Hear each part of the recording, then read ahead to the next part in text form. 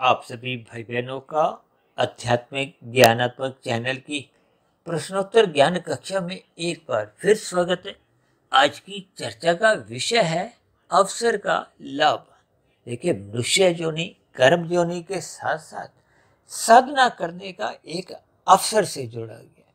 और यदि मनुष्य अपने मिले हुए जीवन में अपने कर्मों में ही सर्वप्रथम सुधार नहीं लाता, जो कि एक बहुत ही सामान्य स्थिति है कि मनुष्य पाप कर्मों से बचे और केवल विहित कर्म करे। विहित कर्म का अभिप्राय जिन कर्मों को शास्त्र आपको में अनुमति देते हैं धर्मानुसार।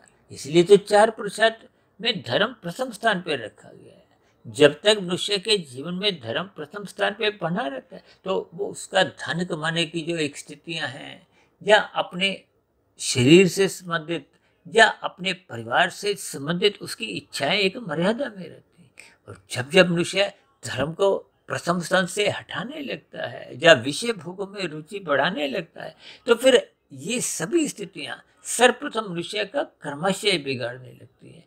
मनुष्य राशि विषय भोगों को भोगता भोगता प्रमाद में आने लगता है, जिसके फलस्वरूप मनुष्य को सत्संग की बातें, ज्ञान की बातें सुनना अच्छा नहीं लगता। तब ऐसी स्थितियों में वो विषय भोगों का ही सुख भोगते भोगते तामसी स्थितियों में भी कब कितने स्तर पर गिरने लगता है, मनुष्य को इसका बोध नहीं होता। बोध होता है ज्ञान का दीपक जलने से, सत्संग करने से। ये सभी स्थितियां जब मनुष्य के जीवन में एक सहज स्थिति में बनने लगती हैं, तो सर्वप्रथम मनुष्य का रजोगुण एक मर्यादा में आने लगता है। जब रजोगुण मर्यादा में आ जाता है तो फिर मनुष्य का तमोगुण में गिरने का प्रश्न ही नहीं उठता।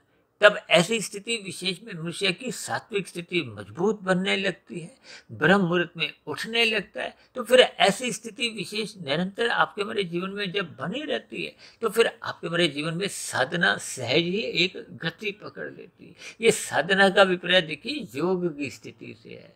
योग का अभिप्राय आत्मा और परमात्मा की समुखता से लिया जाता है, जिसमें कर्म योग, ज्ञान योग और भक्ति योग की स्थिति। और यदि मनुष्य अपने मिले हुए जीवन में ये योग रूपी कमाई नहीं करता, यानी कि मिले हुए जीवन का अवसर का लाभ नहीं उठाता, तब ऐसी स्थिति विशेष में मनुष्य कर्मफल सिद्धांत के अंतर्गत जैसी जैसी कर्माशय बनाता है, जैसी जैसी अपनी दिनचर्या रखता है, उसके अंतर्गत ही उसके क्रियाकलाप कर्म सहज ही होने लगते हैं। और जैसा जैसा कर्माशय बनने लगता है, वो मरने के बाद की स्थितियों का एक आधार बनता है। तो इन सभी स्थितियों पर आपको में चिंतन करना होगा। जैसे हम खेल के मैदान में खेल खेलते खेलते उस मिले हुए अवसर का लाभ उठाते हुए मैच को जीतने की अभिलाषा रखते हैं, ठीक उसी तरह हम सभी भाई बहनों को अपने मिले हुए जीवन का लाभ उठाते हुए साधना आरंभ करनी होगी, ताकि हम जीवन रूपी मैच को जीत जाएं, अपने मिले हुए जीवन को सफल कर लें, अपने मिले हुए जीवन को सार्थक कर लें। इन्हीं शब्दों के साथ चर्चा विशेष को यहीं विश्राम देते हैं। आप किसी भाई बहन का भी अब तक की प्रसारित 1850 के लगभग जो वीडियो हमने प्रसारित किए हैं, उनसे संबंधित किसी भी प्रकार का आपके मन में कोई प्रश्न हो, कोई शब्द मेरा बोला गया आपको समझ नहीं आया हो, ऐसे सभी प्रश्नों का उत्तर हम इस प्रश्नोत्तर ज्ञान कक्षा में देने का प्रयास करते हैं। तो आपके प्रश्नों का सदा ही स्वागत है। चर्चा विशेष को ध्यानपूर्वक सुनने के लिए आप सभी भाई बहनों का बहुत बहुत धन्यवाद।